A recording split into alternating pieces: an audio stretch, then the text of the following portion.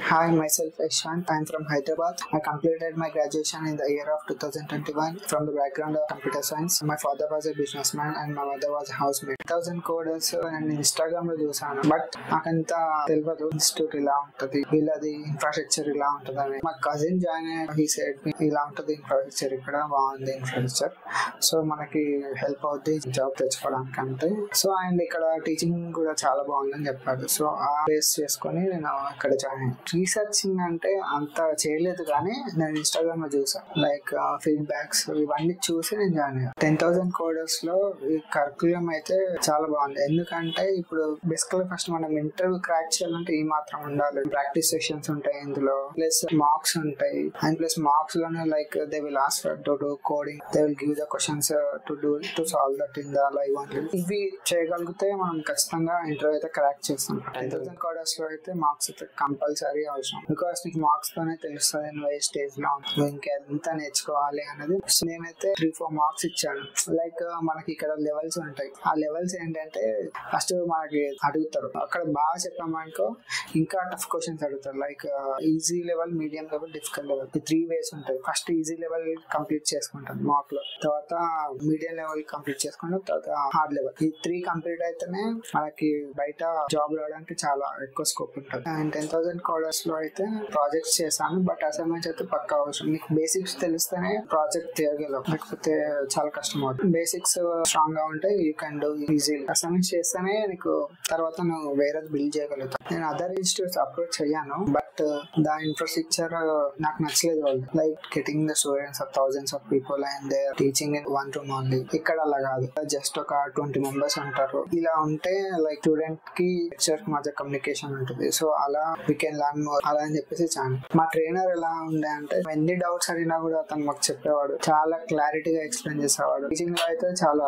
Super. ఇక్కడ HTML CSS కి భావని ma'am చాలా ఎక్సలెంట్ గా చెప్తుంది. మనకి బేసిక్స్ వస్తేనే ముందు వెళ్ళగలుగుతాం కాబట్టి HTML చాలా బాగా చెప్పింది అన్నమాట. తర్వాత జావా స్క్రిప్ట్ అండ్ రియాక్ట్ రాస్తారు చెప్పారు. రాస్తారు కూడా చాలా బాగా చెప్పారు. అతని టీచింగ్ స్కిల్స్ అయితే చాలా బాగా నచ్చాను.